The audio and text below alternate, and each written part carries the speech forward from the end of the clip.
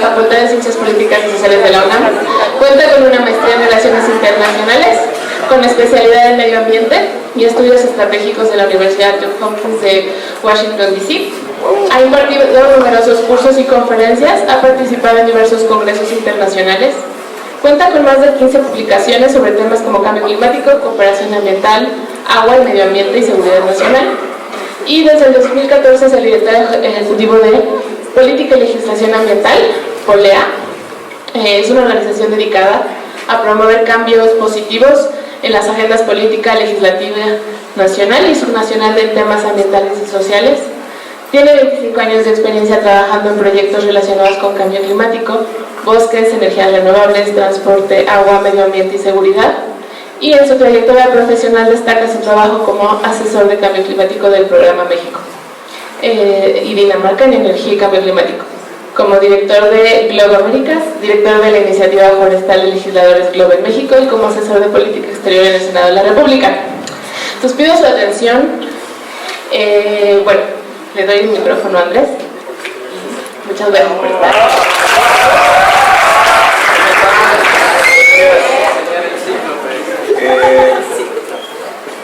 Yo soy de aquí, yo estudié aquí, ¿sabía? Bueno, por eso me invitaron. Sí, no, hace muchos años, pero soy del Madrid, soy exalumno. Y ahorita me dedico a la sociedad civil. ¿Saben qué es eso? Una organización no gubernamental, o sea, no somos gobierno y no somos sector privado, somos sociedad civil y tratamos de impulsar estos temas de medio ambiente. Mi particular trabajo es mucho con tomadores de decisiones, que ¿saben qué es un tomador de decisión? Pues eso, ¿no? Los que están más hasta arriba en la jerarquía, ¿no? ¿Quién es el jefe y la jefa, y los jefes y las jefas, ¿no? En el gobierno federal, en el poder legislativo. Entonces mucho de lo que a mí me toca es acercarme a ellos y, por resumirlo, convencerlos de que hagan bien las cosas, ¿no? Bien las cosas en estos asuntos ambientales. Yo estudié, como vieron, Relaciones Internacionales en la UNAM. Luego me fui a hacer una maestría a Estados Unidos, a Washington. Ahí busqué una beca y la conseguí, porque si no, pues es difícil, es muy caro. Y regresé a México, hice el doctorado otra vez aquí en la UNAM, en Ciencias Políticas. Les digo porque pues ustedes, unos más, otros menos, pronto estarán en ese mundo universitario. Bueno, todos eventualmente, pero unos están más cerca que otros. Y pues diviértanse, disfrútenlo, escojan bien, pero no necesitan tampoco saberlo todo. También la universidad es para aprender unas cositas y luego vienen otras y luego vienen otras, entonces no desesperen. También doy clases en la UNAM, una clase que se llama Medio Ambiente precisamente. Entonces bueno, pues me toca ahí compartir con jóvenes de edad universitaria. Son los que ya están saliendo, es una materia optativa, entonces son como de 21, 22 años. Llevo un rato también dando clases. Les voy a contar hoy un tema que pues es muy importante, y es este asunto del cambio climático, que es un fenómeno que no es nuevo, pero que hoy es como más grave porque pues el tema no está resuelto, al contrario, sigue creciendo, ¿no? Entonces, si por ahí de repente alguien tiene alguna duda, bienvenidas las preguntas. No se sientan que yo tengo aquí el monopolio de la voz, ayuda y todo, pero con confianza. También es un poquito técnica, voy a tratar de hacerla lo más fácil para que lo entiendan. Tal vez algunos conocen más, unos menos, pero bueno, insisto, si tienen dudas me dicen, y si no, también si se quieren dormir no pasa nada, no me ofendo, me ha pasado antes, espero que no. ¿Qué más hacer? ¿Sí? Entonces, bueno, miren, les traigo unas diapositivas. ¿Quién de aquí ha escuchado sobre este tema de cambio climático? Ahí está, todo, ¿no? Bueno, desde el siglo XIX, 1890 y tantos, ya se sabía.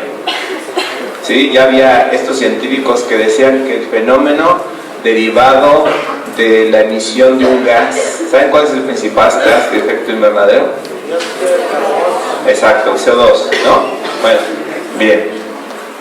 Que si se duplicaba este gas, iba a aumentar la temperatura, ¿no? Esa es la lógica. Y pasó mucho tiempo para que después pues, el mundo reconociera esto, pero la evidencia existe desde hace mucho. Pero este fenómeno empieza a crecer con la revolución industrial. La revolución industrial, como saben, es como el inicio en el uso del carbón para las máquinas, ¿no? Entonces, a partir de esa gran transformación tecnológica en la historia, en la que podemos usar el ferrocarril, las máquinas de vapor, todo eso, que fue un gran hito en la humanidad porque el mundo se empezó a mover de otra manera, a producir de otra manera, pues lamentablemente también empieza esta acumulación de CO2 en la atmósfera, ¿no? Y les digo, hasta mucho después es que empezamos a hacer caso. Y el fenómeno, en realidad es muy sencillo de entender. Todos saben que es un invernadero, ¿no? Todos han visto cómo es esta casita con vidrios en las que entra el calor, pero no sale.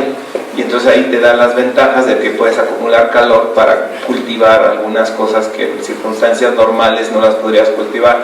Piensen eso a nivel planeta, ¿sí? Lo que está haciendo los gases de efecto invernadero es acumularse en la atmósfera.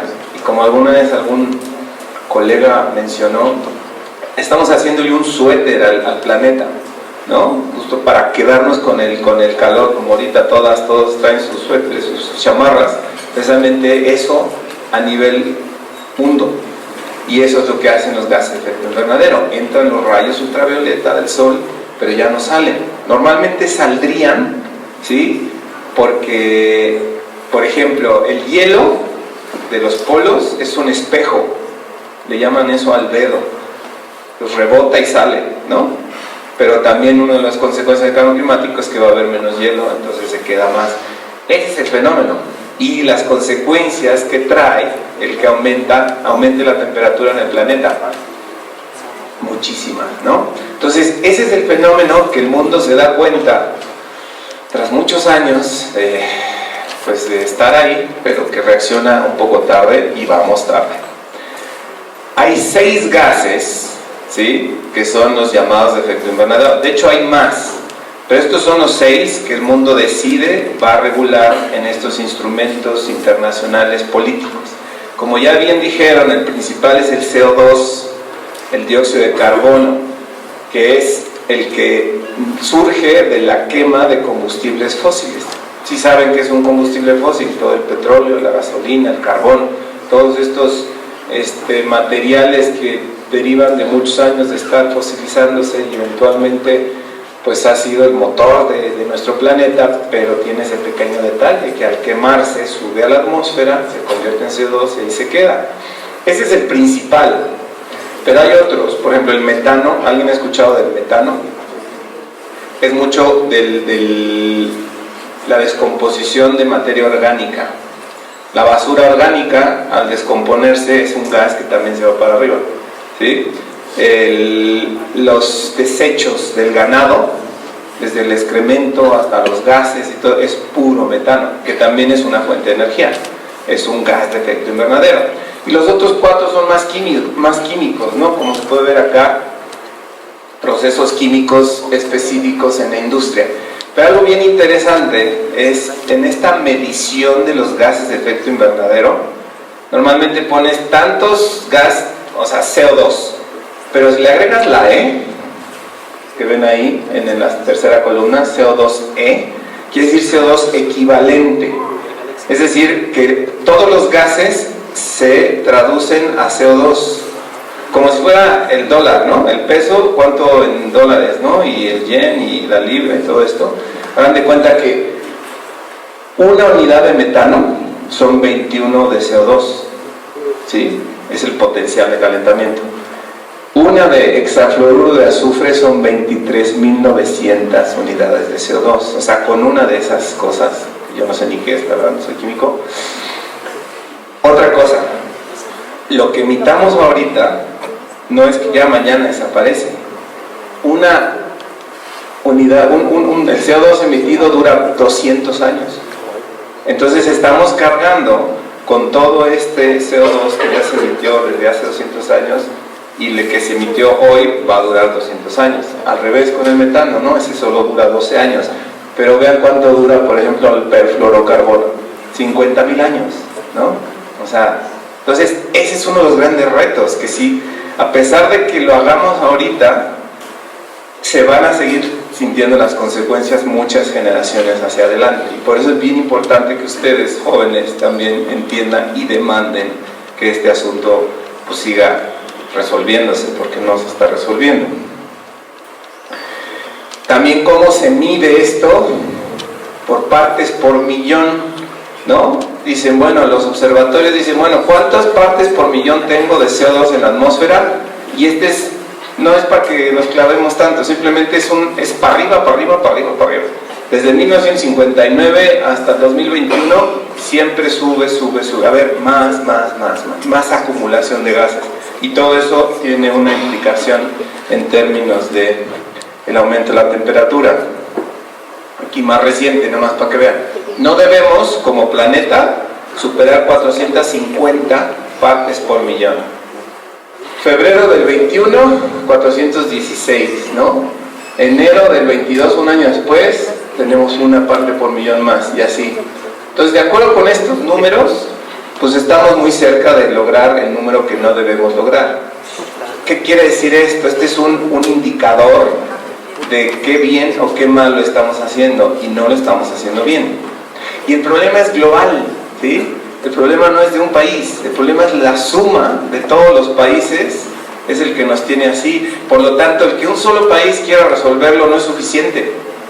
Si no lo resolvemos todos, y eso es súper complicado, porque ¿cómo pones de acuerdo a 194 países? Para que todos hagan lo que tienen que hacer. Más o menos vamos. Bueno, es una mezcla esta presentación de muchas cosas, ¿no? Esta es la parte científica, ¿sí? Para tú poder tomar decisiones sobre un problema, pues tienes que dar la evidencia de que existe el problema. En este caso hay un panel, un órgano científico en cambio climático, que es el Panel Intergubernamental sobre Cambio Climático. En inglés le dicen IPCC, Intergovernmental Panel on Climate Change. La actual presidenta de México fue parte de ese panel. Entonces tenemos esperanzas también de que, porque tiene esta noción del problema, le va a meter bastante más atención. Y aquí son miles de científicos de todo el mundo, y entre todos se ponen de acuerdo para decir que sí, que no, cuándo, cómo, dónde, toda la ciencia alrededor de este fenómeno, ¿no? Entonces lo importante de este panel es que lo que dice le sirve de información al tomador de decisiones. Para tomar una decisión necesitas información. Entre mejor la información, mejor la decisión, ¿sí? Digo, ustedes para tomar una decisión de qué van a hacer en su vida después del Madrid, pues necesitan información, ¿no? Tal vez de los que ya salieron, tal vez de los profes, de los que les vienen a dar estos talleres, y tratarán de tomar la mejor decisión, pero necesitan información. Y esta es la información que les da el panel a los gobiernos. Lleva 6 informes, que son estos libritos que hace, y a partir de ahí se toman decisiones. Son 3 grupos, pero esto me sirve para explicarles este mundo del cambio climático. Tiene 2 grandes, 3. La ciencia, todo lo que se sabe y no se sabe, pero hay 2 grandes temas en cambio climático. Uno es la mitigación y otro es la adaptación, ¿sí? La mitigación se refiere a todas las acciones que tenemos que hacer para reducir la emisión de gases de efecto invernadero, ¿sí? ¿A alguien se le ocurre alguna acción que implicaría reducción de cómo se genera el gas de efecto invernadero? O sea, ¿qué acciones no nos ayudan para la emisión de gases de efecto invernadero? ¿A alguien se le ocurre algo? Los coches, el combustible. Totalmente, ¿no? Porque estás a base de gasolina, y entonces, pues entre más coches, más queman la gasolina, más CO2. Muy bien, ¿no? Bueno, en esa misma lógica, ¿cómo sería? ¿Cómo te llamas? Luisa, ¿cómo resolveríamos el tema de los coches para que no siguieran emitiendo tanto? Se podría cambiar coches. Totalmente, movilidad sustentable, no motorizada, le dicen, motorizada porque no está haciendo el coche, pero también lo que está haciendo ahora el mundo es electrificar los coches, que ya no funcionen con combustible, sino que funcionen con electricidad, ¿sí? Esa es una medida de mitigación, el dejar de emitir gases de efecto invernadero.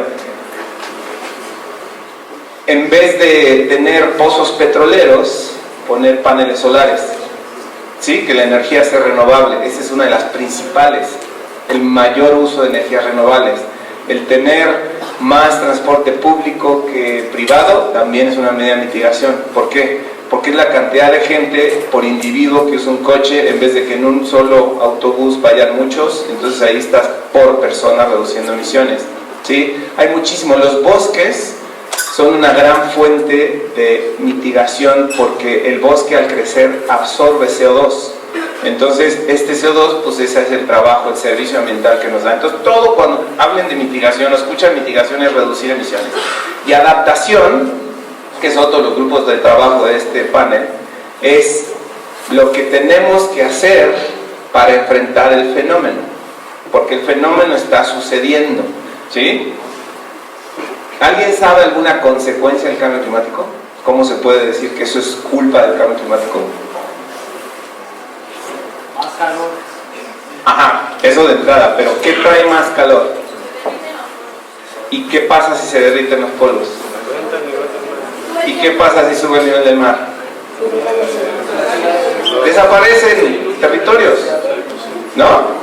Imagínense qué grave es esto. Imagínense cómo están las pequeñas islas.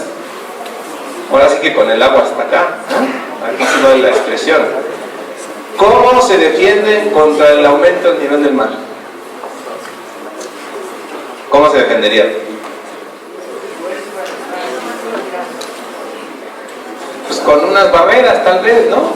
Unas paredes, algo así. Digo, ¿cómo te defiendes? Muy difícil.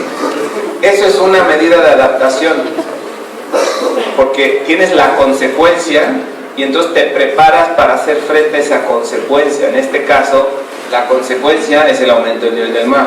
Entonces, ¿cómo me defiendo? Pues pongo una barrera para que no me afecte tanto. Este país, México, es muy vulnerable al aumento del nivel del mar, porque además zonas como Tabasco, casi todo el Golfo de México está pues a nivel del mar. Entonces cualquier aumento del nivel del mar va a hacer que desaparezcan territorios. Imaginen si eso no es grave, desaparecerán países, ¿no? ¿Por qué creen que las pequeñas islas son las más preocupadas en este mundo del cambio climático? Pues porque están al borde de la desaparición y no saben ni a dónde se van a ir. También se habla de la migración climática. No es que me estén persiguiendo por temas religiosos, militares, políticos, no, porque no tengo ya dónde vivir.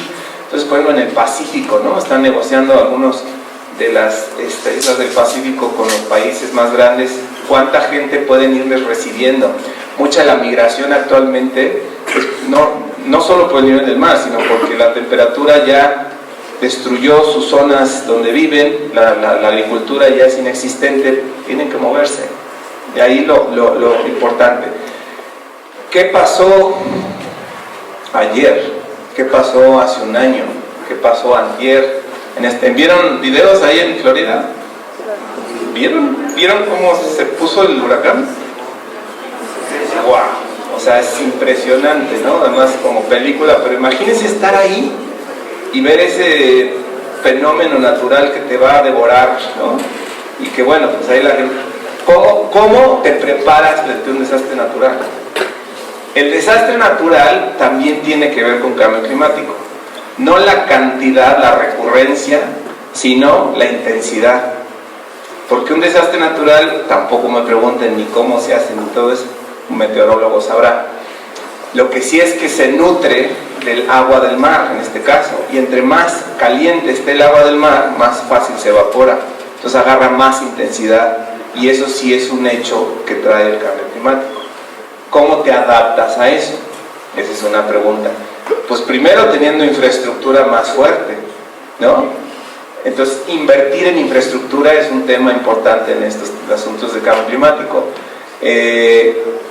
¿Han escuchado de protección civil? Todas estas áreas que están, pues digo, en esta ciudad es muy importante por los sismos, ¿no? Bueno, ahorita tenemos un anuncio de protección civil. Pues en este tema de cambio climático, áreas de protección civil se vuelven clave porque tienen que remediar el desastre. ¿Vieron Acapulco hace una semana? Y hace un año con Otis, eso es cambio climático.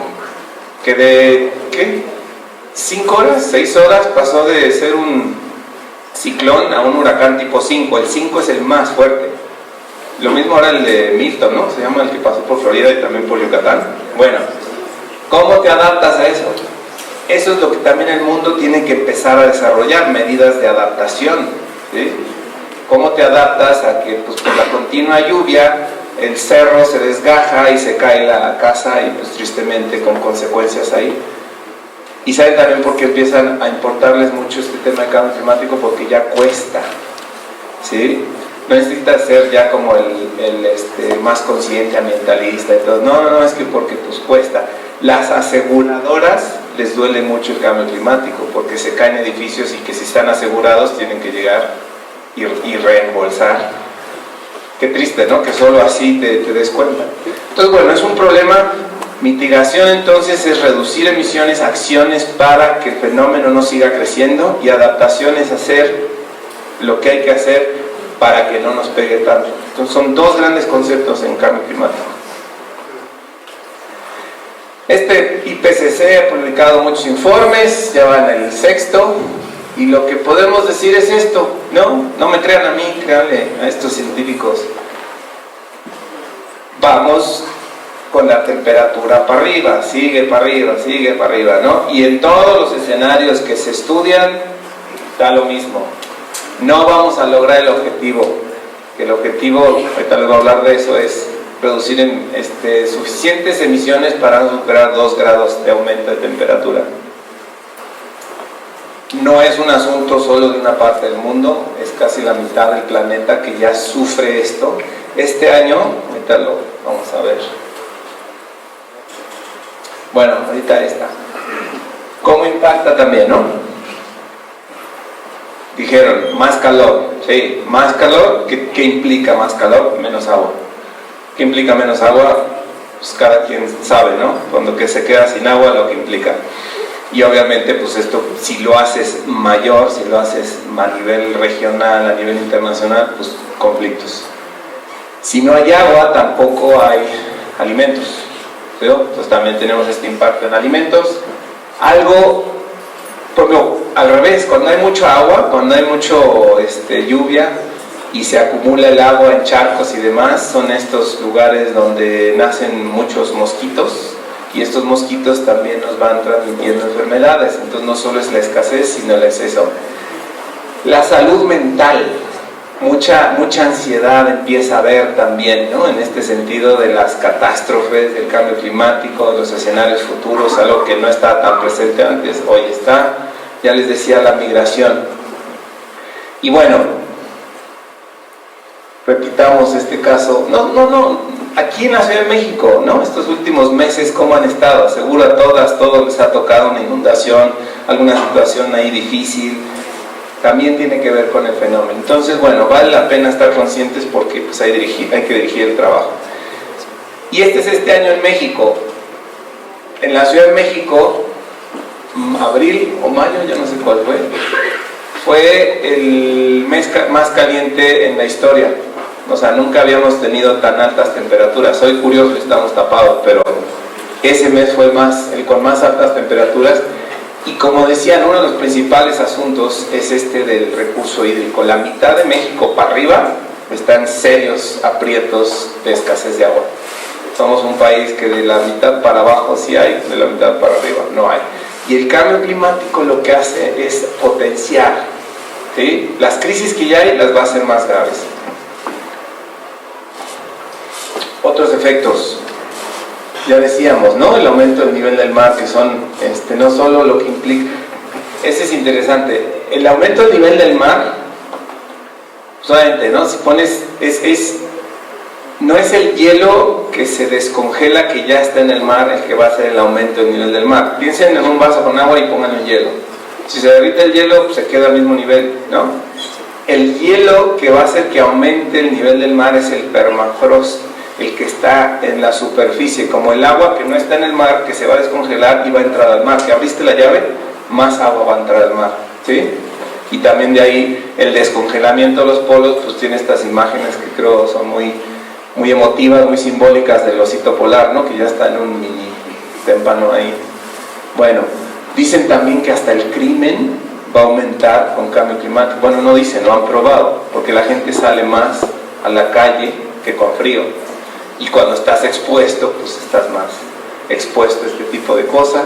La migración no es un hecho, no tiene que ser migración de un país a otro, ¿no? Aquí en México mucha gente de Tabasco, como les decía, migra a Puebla, se va para arriba, precisamente huyendo de las inundaciones, ¿no? Entonces tenemos toda esta serie de consecuencias, y a pesar de eso, este es bien interesante, bueno, para mí, ustedes, ¿quién o quiénes son los culpables, ¿no? O los más culpables, pues en realidad todos, ¿no? Si hacemos una diferente manera de verlo, por ejemplo, la primera columna es actual, ¿cómo está la cantidad de emisiones de gas de efecto invernadero por país? En primer lugar es China, pero no por eso los chinos son los malos, ¿no? Simplemente es un país muy grande que a nivel país pues, suma muchos, ¿no? Pero un argumento muy interesante es, ok, sí, hoy, pero como les decía, este tema no empezó hoy, empezó hace muchos años y tenemos gases de hace muchos años. ¿Quién empezó? ¿Quién tiene ese balance histórico? ¿Quién sumó más gases a lo largo de los años? Pues entonces vamos a la segunda columna, ¿no? Balance histórico, responsabilidad histórica, que muchos de los países pobres o en vías de desarrollo, como dicen, ah, sí, me atacas a mí, pero tú empezaste el problema. ¿Dónde empezó la revolución industrial? En Xochimilco, ¿no? ¿Dónde empezó? En un país desarrollado, capitalista, que también por eso dices, pues es que países, el capitalismo es el gran problema. Sí, es el gran problema el capitalismo. ¿Sí saben qué es el capitalismo? ¿Me explican? Yo, la verdad, no lo entiendo. No. Pero ¿cómo vamos a cambiar ese modo de producción? ¿Cómo vamos a cambiar nuestros patrones de producción y consumo? A todos nos gusta tener el último iPhone o lo que sea, ¿no? O 2, 3, 4 pares de zapatos. No deberíamos, con 1, 2 tenemos. El modo de producción no ayuda. Bueno, y esta última es muy interesante, porque dice China, ok, sí, yo como país, la suma de todos los chinos, ¿cuántos chinos hay? Muchos, sin duda. 1.300, ¿no? 1.400 millones. Muchos. Dividamos todas sus emisiones por cada chino. ¿Cuánto emite cada chino? Muy poco, porque son muchos. O sea, ellos emiten mucho porque es un país muy grandote. Pero en realidad cada chino pues emite muy poco. En cambio, los que tienen como estas franjas más gruesas pues emiten más, porque su cotidianidad, o sea, un chino, si le va bien, digo, un mexicano, un brasileño, un nigeriano, sudafricano, grandes países en desarrollo, un colega de la India, un indio, ¿ustedes creen que todos allá tienen coches? No. ¿Qué dicen los chinos? Yo tengo muchos pobres, ¿no? Pero ¿cuál es el modelo de los países desarrollados? Y no quiero con esto crucificar a nadie, simplemente entender el balance, ¿no? En su momento ves una sociedad en Estados Unidos y el modelo es tener los autos enormes, ¿no? Y si haces esa división, pues cada ciudadano de Estados Unidos y de Australia y Canadá están como 20 toneladas de CO2 por persona al año, 20. China, India 3, China 6, México 6 como promedio, ¿se dan cuenta? Entonces, en ese ir y venir de quién tiene la culpa y quién, pues no, y tú me pegaste, no, tú fuiste primero, así son los países, ¿no? El país pobre dice, sí, yo emito mucho, pero dos cosas, yo no empecé el problema, y segunda, por persona yo emito mucho menos. Entonces, por eso es tan difícil encontrar soluciones, porque pues todo nos echa la culpa. Visto de otra manera, ¿no? Los principales emisores, ahí está, 26% China, Estados Unidos 14% y la Unión Europea 8%. O sea, la suma de estos tres, que en realidad son 30 porque son 27 en la Unión Europea, son 50% de las emisiones del planeta.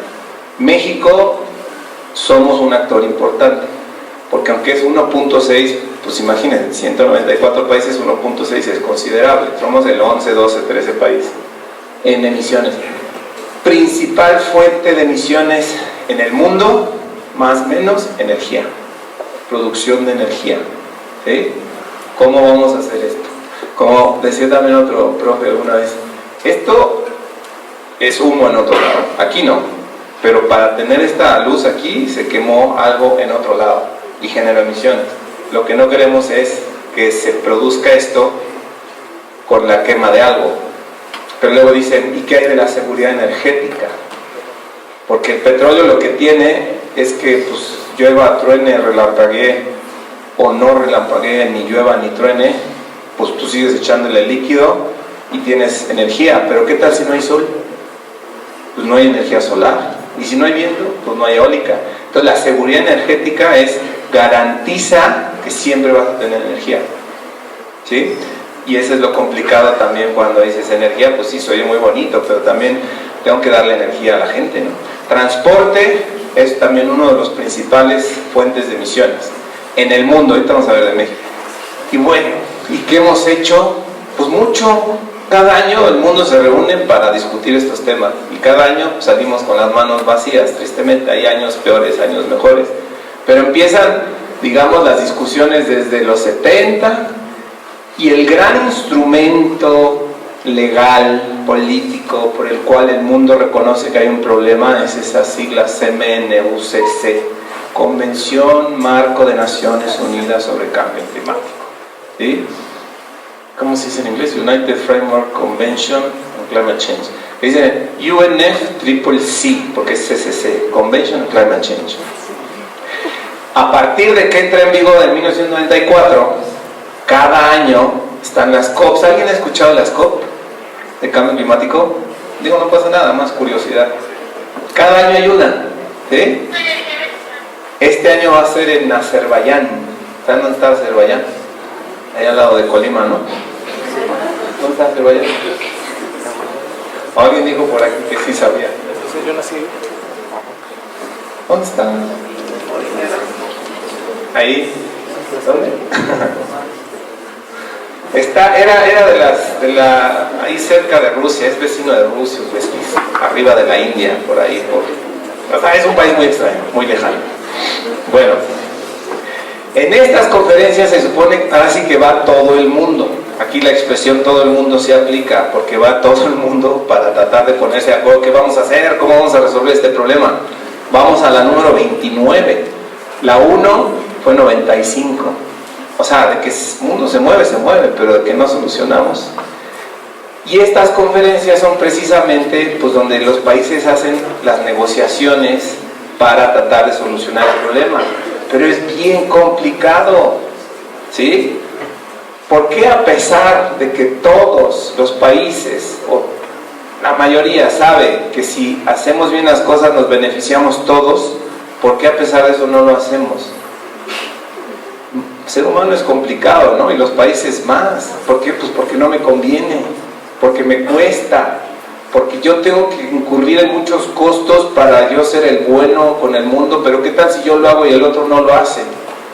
¿Sí? Y el otro dice, no, pues yo tampoco lo voy a hacer porque tú tampoco lo vas a hacer. Y el problema es ese, que entre todos no acabamos de ponernos de acuerdo y actuar hacia un fin igual. Entonces, bueno, esta fue famosa, esta foto, no porque estuviera ahí el mandamás mexicano de esa época, sino porque ahí se decidió el Acuerdo de París. ¿Alguien ha escuchado el Acuerdo de París? Está bien que lo escuchen, porque es lo que ahorita se supone es lo que regula el trabajo del planeta, ¿no? En ese sentido. En su momento el protocolo de Kioto fue otro instrumento interesante, que el mundo sí pudo ponerse de acuerdo, ya dejó de existir, ya cumplió. En su momento, en realidad ha habido muchos intentos. Es que, bueno,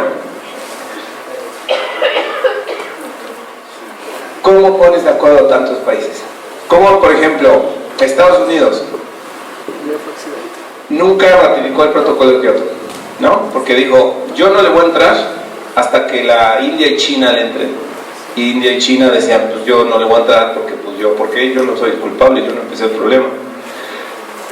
Entonces, bueno, siguieron las negociaciones. Ahora necesitamos decidir algo a futuro. ¿Qué es el futuro? En 2009 el futuro era 2030. ¿Qué vamos a hacer para 2030? Hoy el futuro es 2050, bueno, en este sentido, ¿no? Entonces empezó a negociar para ver qué iba a pasar. Y en el 2009 se supone que íbamos a tener un nuevo acuerdo, ¿sí? En esta famosa conferencia de Copenhague en Dinamarca. Pues no nos pusimos de acuerdo. Por ejemplo, Bolivia llega y dice, pues yo no voy a hacer nada porque el problema es del imperialismo, ¿no? Y pues sí, tiene cierta razón, pero dices, bueno, sí, ok, está bien, capitalismo, imperialismo, pero todos vamos a estar sufriendo igual, unos más que otros. ¿Por qué no lo hacemos? Porque hay que marcar las posturas, ¿no? Entonces, Copenhague fue una cumbre muy importante porque se esperaba que los países decidieran algo y no lo lograron. Entonces el mundo dijo, pues ya para qué ni siquiera negociamos, esto no funciona, no llegamos a nada. Además, saben que Naciones Unidas, para que se acuerde algo, una decisión, digamos, de todos, tiene que ser por consenso, o sea, todos tienen que acordarla. Digo, el instrumento específico, el acuerdo específico, ese tiene otras condiciones, pero a nivel decisión. Entonces, por ejemplo, anécdotas que cuentan que tienes a 193 países que están de acuerdo y llega uno y dice, pues yo no estoy de acuerdo, y te tumba todo. Entonces, bueno, pues ahí talento a los negociadores que dicen, bueno, tomamos nota del desacuerdo, pero hacemos esto. Entonces, algo que sí se decide y que es importante que sepan ustedes es cuál es el objetivo que se tiene a nivel planeta para hacer frente al cambio climático. Es no superar 2 grados de temperatura. Eso se decide en Copenhague. Después se va a retomar en el Acuerdo de París, ¿sí? O sea, importante entender que ya hay una resignación, que el tema, o sea, el fenómeno ya va a pasar, pero si superamos 2 grados es irnos a donde simplemente ya no podamos regresar, ¿sí? Pero ya estamos resignados a que va a haber un aumento, ya hay un aumento de temperatura, pero lo que queremos es que no sea tan grave y por eso esos 2 grados. Hablaban de la cruda de Copenhague, de esta reunión. Hagan de cuenta que fue este gran Reven que invitaron a todo el mundo y todo iba con muchas expectativas, se pusieron sus mejores vestidos, galas y todo, y resultó que la fiesta fue muy mala, que lo que les dieron ahí de tomar resultó que no era, y al día siguiente a todos les duele todo el mundo, bueno, supongo que por ahí saben esto. La gente ya no creía en las negociaciones, ¿no? En estos grandes eventos. Importante México, porque la única vez que nuestro país fue anfitrión de una de estas conferencias, le tocó lidiar con la depresión global, valga la expresión, la crisis, le dicen, del multilateralismo, de que dice, pues esto no funciona, no vamos a llegar a ningún lado con esto. Entonces México, como somos buena onda, porque sí somos buena onda, ¿no? Dijimos, bueno, miren, tranquilos, no nos pongamos tan exigentes, volvamos a la mesa de negociaciones, seamos menos ambiciosos, pero volvamos a la buena onda, volvamos a negociar. Hay anécdotas ahí del embajador de ALBA que se la pasó viajando a todo el mundo para tratar de convencer a cada uno de los países que regresaran a la negociación. Entonces Cancún fue muy importante en el 2010 porque le revolvió la confianza al proceso. ¿Sí? Hagan de cuenta que ustedes van ahí a negociar, no sé, la fiesta de graduación y que de repente todos están bien de acuerdo y de repente no se cae porque unos quieren una cosa, otros quieren otra cosa y ya se van, ya no hay negociación. Pero de repente pues vuelve a alguien, nos acerca y dice, no, pues ¿por qué no? Mira, platiquemos, ¿tú qué quieres? ¿Tú qué quieres? ¿Tú qué quieres? Y resulta que no están tan alejados y se arma la fiesta, ¿no? Bueno, igual México en este caso, ese fue el que trató de... y pues volvió a recausar las negociaciones. Los grandes retos eran cuánto, cuándo, cómo. Durban, Sudáfrica. Aquí también, algo que siempre me gusta, yo he estado afortunadamente en muchas de estas conferencias de las partes, una organización de la sociedad civil, en cada de estas COPs, balconea a los países. Balconea me refiero a exhibe a los países con el premio que nadie quiere tener, que es el fósil del día. Entonces, si al final del día esta organización te pone ahí y te dice, tú fuiste el fósil del día, es que fuiste el más retrógrada en las negociaciones. En ese particular caso, 2000, ¿qué fue? 11, ven las banderitas, ¿no? Canadá, Brasil, Turquía, Y cada año estos son muy divertidos, porque de ser así un espacio muy chiquito, hoy en día en las conferencias de las partes es un momento en que los asistentes a estas conferencias esperan quién va a estar. Obviamente ningún país quiere estar ahí, porque es el que te diga, tú fuiste el fósil del día, el más retrógrado, ¿no? Y así pasan muchas cosas en las COPs. Y llegamos a 2015, que finalmente el mundo sí se pone de acuerdo y hay el famoso Acuerdo de París. ¿Y qué es el Acuerdo de París? Pues es este acuerdo que ya pues no obliga, porque en el ámbito internacional es difícil obligar, porque no hay nadie que te pueda obligar, ¿sí? En el ámbito internacional no hay una policía internacional que te diga, ay, es que si lo hiciste mal, si hubiera una policía internacional, pues casi no habría guerras, ¿no? Entonces tienen que funcionar por voluntades. Entonces, el Acuerdo de París dice que el mundo ya no debe superar 2 grados y 1.5 idealmente. Y cada país tiene que hacer algo. Seas rico, seas pobre, todos tenemos que contribuir a la solución del problema. ¿Y cómo contribuimos? Con mitigación, ¿sí? Reducción de emisiones. En Europa, si alguien ha estado recientemente en Europa, pues ya todo está tendiendo a ser electrificado. El transporte, por ejemplo, a partir del 2030 en Europa está prohibido vender coches de combustión, coches nuevos. Imagínense lo que implica eso para pues, los desarrolladores de autos. Tienen que sí o sí empezar a moverse hacia la electromovilidad, ¿no? En Europa, en Estados Unidos, pues todos los desarrollados, ya las emisiones ya están bajando, ¿sí? Pero a nivel global seguimos para arriba. Lo que cada país está dispuesto a hacer para reducir y lograr el objetivo del Acuerdo de París se llama contribución nacional determinada, que probablemente ahorita les da mucha flojera, pero cuando vean NDC, ¿sí? Es el compromiso que cada país tiene y tiene que cumplir, ¿sí? México fue el primer país en desarrollo en presentar ese compromiso. Y la suma de todos esos se supone nos tiene que llevar a cumplir el objetivo, pero vamos a ver que no. Bueno, el Acuerdo de París que tiene de novedoso, pues eso, que ya tiene, que todos los países contribuyen a la solución de diferentes maneras.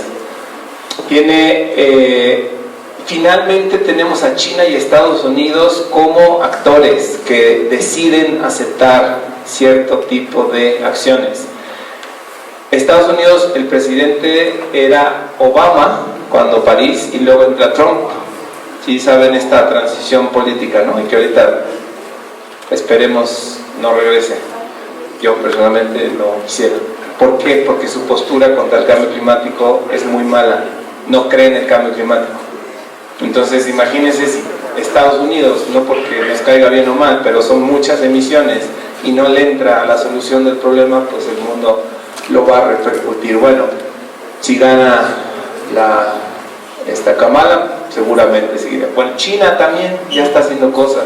Entonces París revigorizó, París volvió a poner al planeta como en esta ruta de vamos a hacerlo bien, pero no es suficiente. También en este tema de cambio climático, mucho tiempo era mitigación y adaptación, ahora también son derechos humanos, ¿sí?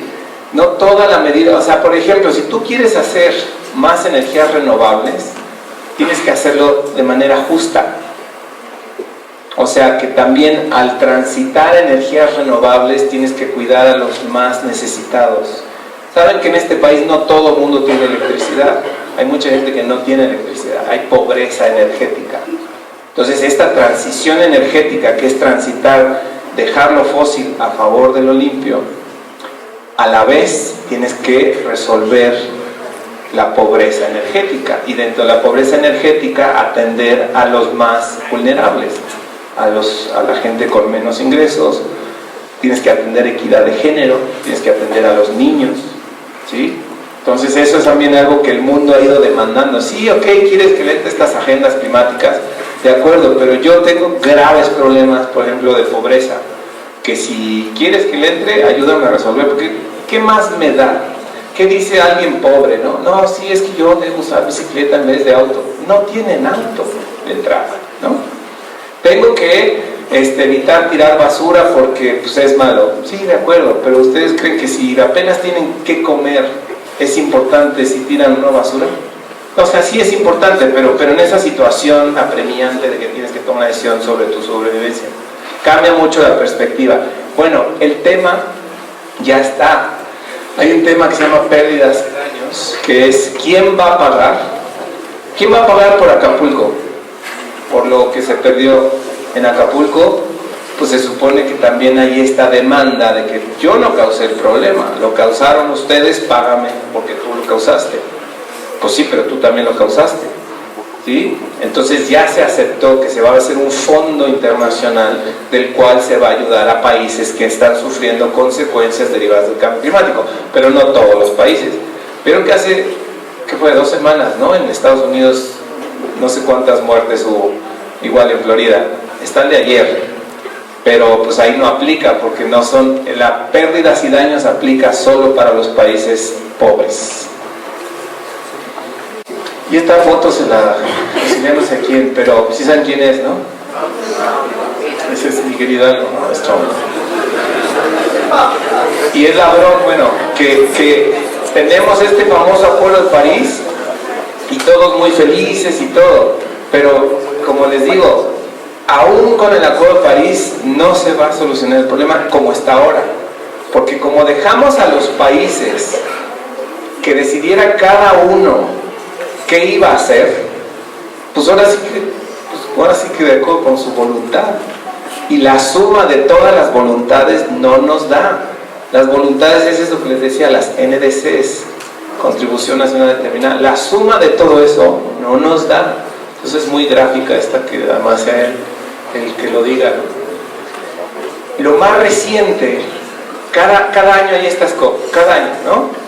Entonces dicen, bueno, pues ¿qué más podemos hacer? Órale, vamos a hacer un nuevo acuerdo, transición global del carbón a la energía, que todos los países que quieran se sumen a esta iniciativa, dejar de usar carbón, porque el carbón, si se quema, emite CO2. Si tú no tienes más que carbón, ¿creen que es fácil dejar carbón? ¿Qué dice Arabia Saudita, que tiene mucho petróleo?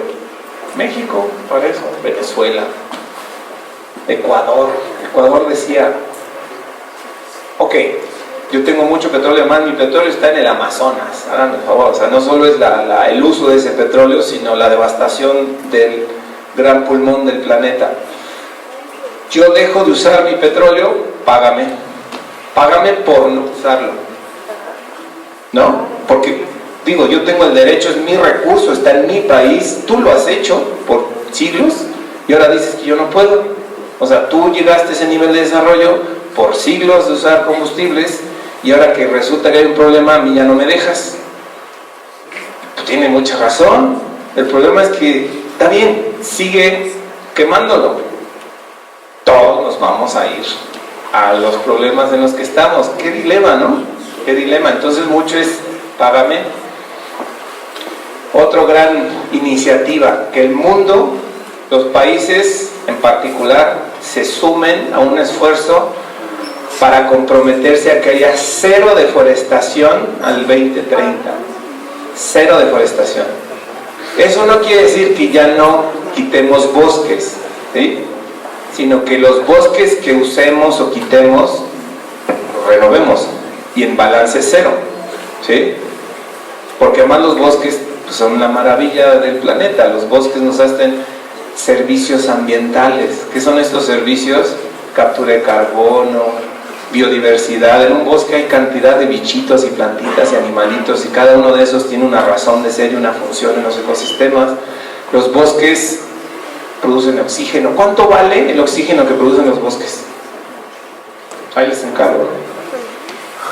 Ese se puede poner un valor, ¿no? Pero ¿cuánto vale el dióxido de carbono que absorbe un bosque? Depende. Un bosque joven absorbe más porque es su alimento el dióxido de carbono. Entonces el jovencito, el arbolito joven, chupa más dióxido de carbono. Dióxido de carbono es absorbido, no se dio feo eso. alguien te puede pagar por eso. Me preguntaban, ¿cuándo? Ayer andaba en Tijuana, ando también en las pláticas. ¿Cuánto vale ese dióxido de carbono y quién lo paga? ¿No? Las empresas que por sí mismas les cuesta mucho trabajo reducir emisiones, hagan de cuenta que Amazon o Google, que usan mucha energía para sus servidores, simplemente para almacenar todos los datos que tenemos, necesitan mucha energía. Y ellos no pueden hacer mucho, pero tienen varo, ¿no? Tienen dinero, dicen, bueno, tengo conciencia, quiero quedar bien también con ustedes, con los jóvenes que son mis clientes, y quieren ellos eleccionar qué hacer. Le pago al dueño del bosque para que mantenga su bosque de pie. ¿Está bien, no? $15 por tonelada, depende del mercado, puede ser 5, 15, 20, 30, en fin. La realidad es que vamos hacia 3 grados, como estamos, ¿sí? Es la brecha, estamos a hacer mucho mejor las cosas. Estamos, con la suma de estos esfuerzos, necesitamos triplicar los esfuerzos para no superar los 2 grados y quintuplicar para no superar los 1.5. Es fácil esta. Para arriba es lo que el mundo emite, la línea azulita y esas. Las 2 columnas de acá es lo que necesitamos. ¿Qué pasó? No me asusté. Lo que necesitamos reducir, ¿sí? Todo lo que hace falta reducir. Y México, somos un actor interesante, importante, muy vulnerable. En México tenemos 2 grandes frentes de ataque, el Pacífico y el Atlántico. Entonces por ahí nosotros vivimos mucho las consecuencias del cambio climático. Los sectores que más emiten en este país son energía, transporte y ganado, ¿sí? Entonces también muchas de las acciones tienen que orientarse hacia allá. Este es el inventario de emisiones en México. ¿Cuáles son los sectores? Como ven ahí es transporte, energía, industria, cada uno cuánto emite. Este es el actual, no me voy a detener. Lo que quiero llegar es, bueno, por ejemplo aquí, los desastres naturales, las zonas más vulnerables, ¿no? Pero pues a esto le añadimos el Pacífico y Guerrero, las últimas. 2050 se corre el riesgo de que algunas zonas de estos estados estén bajo el agua. Otis, año pasado, ¿no? Cómo subió de ser una tormenta a una categoría 5. ¿Sí vieron eso, no? ¿Sí vieron fotos de eso, de lo terrible que fue? Bueno, son más intensos cada vez. Y el que acaba de pasar ahora, hace unas semanas, y lo que ha implicado en costos, 15,000 millones de dólares fue Otis, 50,000 millones de pesos Joy, y lo que se sigue sumando. ¿Qué está México dispuesto a hacer? Pues a trabajar. Según el NDC, lo que México dice es que vamos a reducir 30% nuestras emisiones al 2030. ¿Y cómo? Pues trabajando en estos sectores, teniendo más árboles, mejorar nuestro transporte, más energía renovable, ¿sí? El tema es que lo cumplan. Y el tema también es que ustedes estén conscientes y exijan que se cumplan estas cosas, porque el futuro es de ustedes. Mío también, pero menos. Y bueno, cerrando, las soluciones son estas, ¿no? Pero también son complicadas. Más energías renovables, pero en esas energías, como ya les dije, y recuerden eso, hay que pensar en la gente, porque luego para tú poner paneles solares necesitas mucho territorio. Y por eso tú sacas a la gente de su territorio. No se vale, ¿no? Necesitas pensar en todos, necesitas electrificar el transporte, pero ojo, o sea, conectas tu coche ahí a la pared o a tu fuente de energía, pero si la energía viene de fósiles, pues como que es lo mismo, ¿no? O sea, tienes que hacer al mismo tiempo tecnología para que los coches sean movidos por electricidad, pero que la electricidad de la cual se alimenta venga de fuentes renovables. Si no, pues volvemos a lo mismo, ¿no? Las industrias tienen que invertir mucho en innovación, mejorar sus tecnologías. Todas las ingenieras, los ingenieros que vengan de aquí, ahí les encargo, por favor, ¿no? Necesitamos máquinas que sean más eficientes en el uso, que usen menos energía. Esa es la clave, eficiencia energética. Nuestras viviendas también, que sean menos derrochadoras, ¿no? Que tengamos construcciones. La forma en que construimos las casas también tiene que ver con ahorro de energía, porque pues de repente si tu casa la orientas al sol y hace frío, pues entonces el uso de energía es menor porque el sol te está echando la mano, y al revés, ¿no? ¿Saben cuánto gasta una familia en Mexicali al año en luz? Muchísimo. Cuando hace calor tiene que estar con todo el aire acondicionado. Entonces también la forma en que diseñamos nuestros hogares, nuestros edificios es muy importante. Y tener justicia climática, ¿sí? Esto se refiere a que ya no solo podemos hablar de acciones de reducción de emisiones y de que si hacemos estas barreras contra el aumento del nivel del mar, sino pensar en la gente, en los derechos humanos. ¿Quiénes son los más afectados cuando pasan estos problemas? ¿Sí? ¿Por qué? Pues porque no tienen esta posibilidad de enfrentar, de salir huyendo, de ponerle estas, como veía ahora los videos en Florida, ¿no? Que cuando venía el huracán tapan con madera las ventanas para que no se rompan, que si tienes tu plan B, plan C, tu sótano. ¿Quiénes son los más afectados? Y en un país como México eso es muy importante, ¿sí? Porque los que más vulnerables son estas gentes. Y bueno, sigue la fiesta. Este año, como les decía, va a ser en Azerbaiyán. Y decían el año pasado en Dubái, que también me tocó estar, decían, no, pero pues no es cierto, ¿no? Esto del cambio climático, y este año en abril, no sé si vieron, Dubái estaba bajo el agua. Como diciendo, no es cierto. Temperaturas de más de 40 grados, casi 50 grados. En fin, es mucho, ¿no? Es un tema muy complicado, complejo.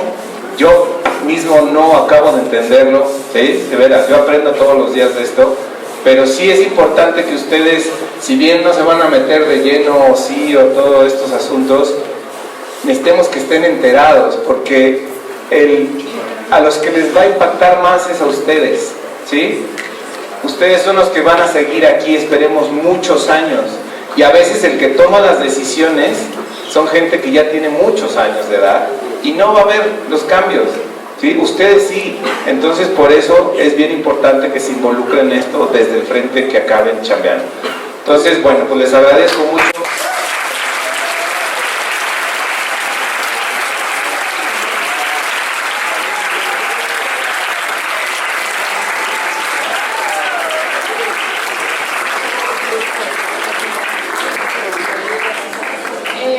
Bueno, agradecemos mucho a Andrés.